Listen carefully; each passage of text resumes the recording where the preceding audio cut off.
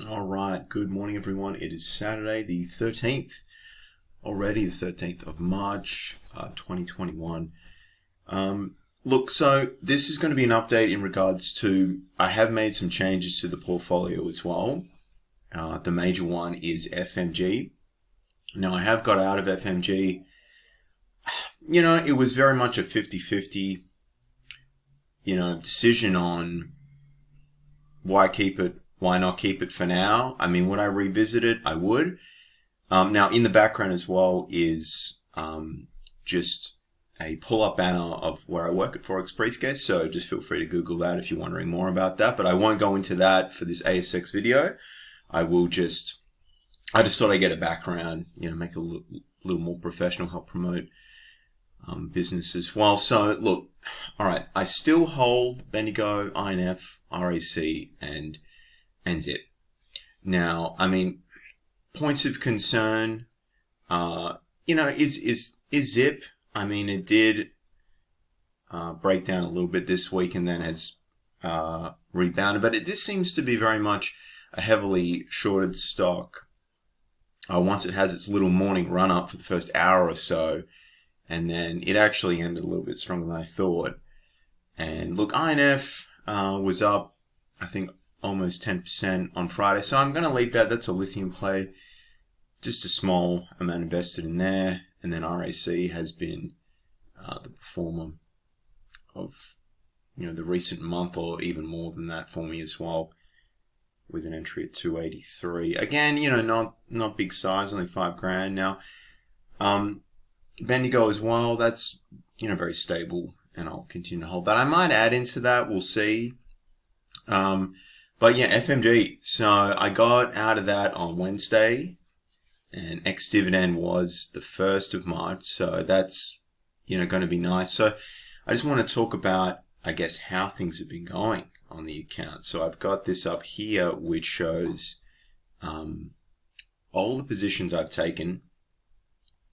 And you can see there is a little bit of red. What I've done here is in brackets where it says still open. So some of this P&L is realized and some of it is unrealized. So obviously RAC is still open, INF, Bendigo is still open, and ZIP is still open as well. So, I'm up about 1,000 right now.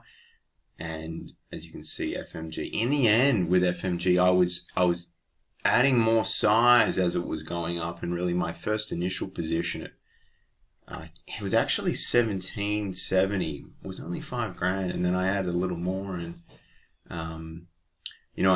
later on in the piece leading up to when they were going to announce the dividend, there was chatter about quite a high dividend of $3 a share. So I sort of let my emotions guide me a little bit, and in the end I had pretty big, for me personally, pretty big size on this trade. But as you can see, in the end the P&L wasn't really that much at all. Now I've actually worked it all out, and that's actually what I've returned since, I think my first trade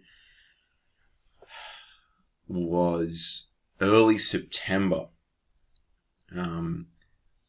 So obviously if you've been following the channel for a while, you'd see what's happened and everything with what I was doing in 2019, 2020. I unfortunately, due to unforeseen circumstances, needed to sell a property that I owned with my ex-partner. And then the first thing I did was put $20,000, I should put a little more, into my superannuation account in August, late August. Is when I did that. So that actually has probably been the best investment that I've done.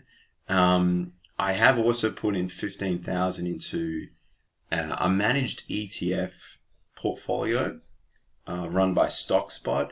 Now, it hasn't really done much, to be fair. I think the peak of it was 15.7. So I am looking at taking that out and then my FMG position. I'll talk about plans for that later. This is just an update video. I think I'm going to title it like ASX end of week update, like I always do, but then,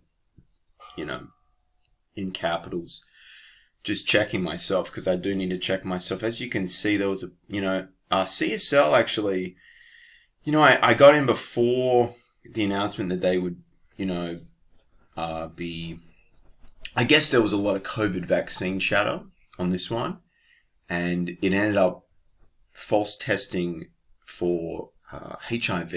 So there were false positives on it, but that, meant they just couldn't proceed with it. And then there's a bunch of other ones that I got into late. EMN was a late entry. RLG was a late entry. Again, small size though, but the better quality. I mean, this is a little reckless. I mean, the amount invested here on Zip in 1264, and I'm showing all this. I need to learn. I need to keep myself accountable. Was profits taken from a stake account that I had. So in very early September, I bought Apple and Tesla, and that just to test out stake, and I just sort of let it run because it started really ramping up in the tech sector in general. Mid 2020 to obviously when we've had this correction, was really nice. So I just thought, let's get back into Zip. I was in Zip before as well. So as you can see, I mean, these red trades really add up. ABB as well, that's now 290. Media was nice. Although it's in the mid 80s, 180, maybe even 190 now. INF, again, a later entry. CSL, I fundamentally, things changed. So I was happy about that, actually, how I got out, because it's now quite low again. But, FMG and iron ore, and if you've been following my portfolio, you'd see the weighting was quite strong on FMG. And I had strong conviction on this trade. It got to $25 at one point, even a little bit more. But as you saw, it was Tuesday, there was a significant sell-off in FMG especially. Wednesday morning came, I was in front of the screen, I was watching it. And I was watching, the market depth and things like that. And it just lacked a lot of confidence. Now, it has bounced a little bit. And really, I discussed this previously to a few people about, where the next support level is. So I'm just going to leave it for now. I'm probably honestly going to sit in a little bit of cash. I might put a little bit of funds in an index fund, or even pursue adding into the superannuation account. But I think, honestly, I'm with Qantas Super. I might need to even reevaluate that because of the fee structure and look to branch out somewhere else with it, because, that was probably the smartest thing that I did. And as you can see, it's been a bit of a machine gun approach with a few of these stocks that I haven't really researched. I mean, I looked into FMG and that worked out quite well with the dividends included. And that's also including, I think, CSL might have paid me a dividend, very small dividend. But a lot of these trades were just reckless and impulsive. And most of these aren't day trades at all. They're more of a swing trade. I mean, Hawkstone wasn't. It was a very short swing trade. It was a few days I held that position. Friend of mine, Aaron, called this one out, and I appreciated it. And then, a few others there's definitely impatience issues present as well. Zip, as you can see, 677. And that was, a decent size position there as well. I got in some at 655 and maybe 688 in November, and, I was stopped out at 551. It went as low as 496. And I never got back in, and I obviously got back in much later on in the piece there with a bit of a, I think I call this like a Frankenstein type trade where it's just, brain dead. But we'll see with it. I'll continue to hold for now.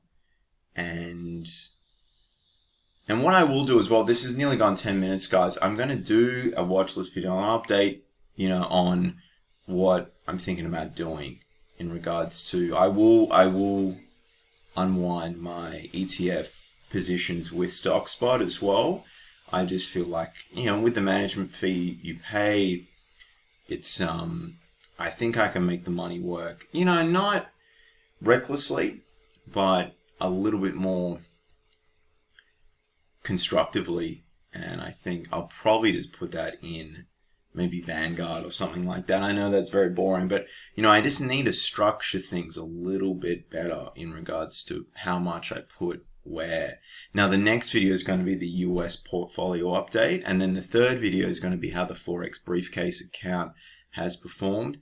And I'll save that for last because that's been a bit of a highlight for me since this sort of whole journey really properly started for me back in August last year.